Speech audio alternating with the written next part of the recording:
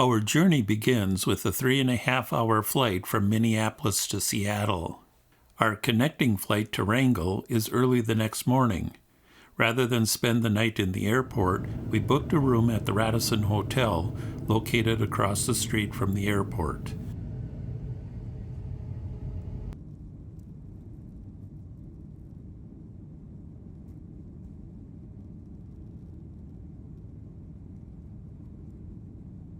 Our connecting flight the following morning was about an hour and a half to Ketchikan. After dropping off some passengers and picking up new ones, it was another half hour to fly to Wrangell. After we got off, the flight continued north to the town of Petersburg, then Juneau, and then up to Anchorage.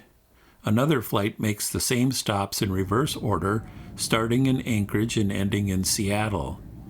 Alaska Airlines offers both flights daily, servicing the island year-round 7 days a week.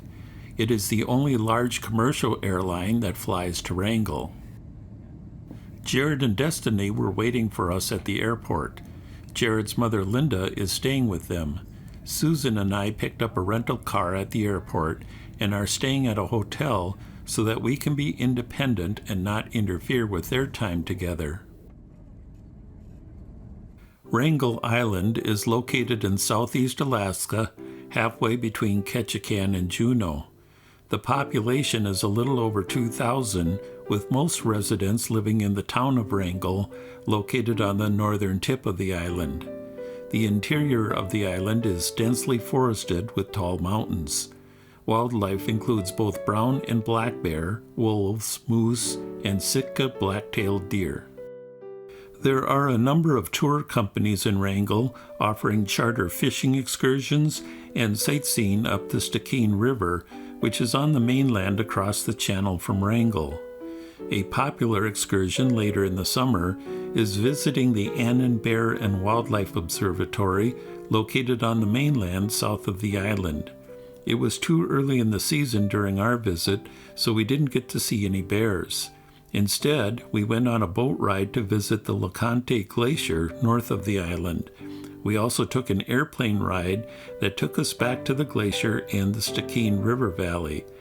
The island has many hiking trails.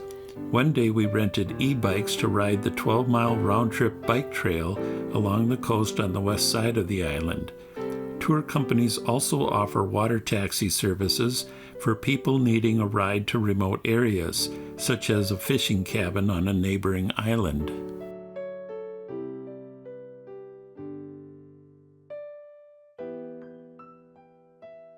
We stayed at the Stikine Inn located in downtown Wrangell next to the cruise ship dock.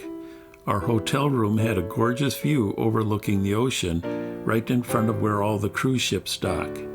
Normally, it is the smaller cruise ships that visit Wrangell. The largest we saw during our stay was the Holland America cruise ship New Amsterdam. It was interesting to be able to see all the different cruise ships and the passengers getting off the ships from our hotel room window.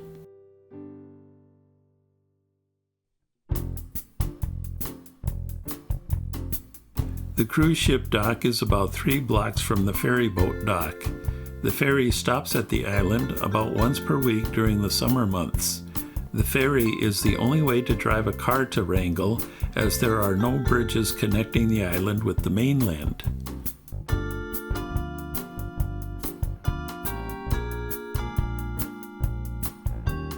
The town has a number of tourist shops within walking distance of the cruise ship dock, as well as a number of restaurants. Our favorite was Zach's Cafe. However, they closed a few days after our arrival because the owners went on a trip.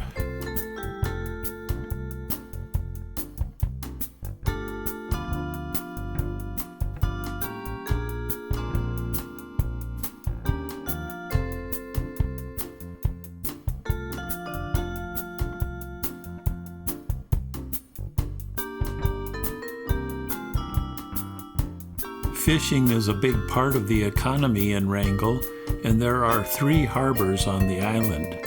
In the middle of one harbor is Shakes Island, which features a Tlingit clan house and totem poles.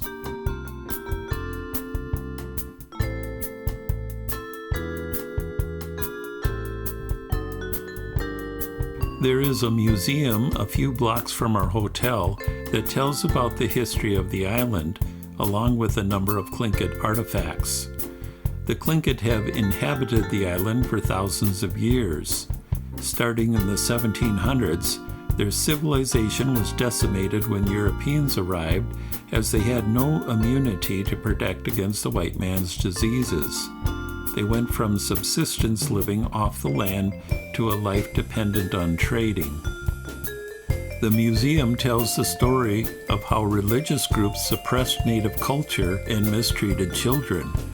The Presbyterian Church operated a boarding school of forced assimilation, including the suppression of native languages and dress. Sexual and physical abuse against children was common. The museum has on display a copy of a 2016 letter of apology from the Presbyterian Church to the Alaskan Federation of Natives for its mistreatment of Native people.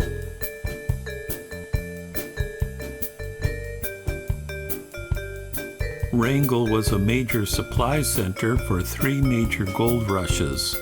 Beginning in 1861 with the Stikine Rush, Wrangell was a bustling boomtown with saloons, hotels, and warehouses. In 1898, Wrangell provided early access to the Klondike goldfields up the nearby Stikine River. The museum has a collection of over 3,000 photos that document the gold rush heyday. The museum also documents the trapping, fishing, and forest industries that all came into play in developing Southeast Alaska. We also noticed kids selling garnets by the cruise ship dock. These garnets are semi-precious gemstones found along the Stikine River across the channel from Wrangell. In 2002, the location where the gemstones are mined was gifted to the children of Wrangell, and harvesting of the garnets is limited to just the children. We also visited the Stikine Congregation of Jehovah's Witnesses during our stay. The Kingdom Hall is a rented upper room in an office building located just a few blocks from our hotel. It has about 18 people who attend, including Linda's son Jared and his wife Destiny. It was nice getting to know the friends who attend the meetings.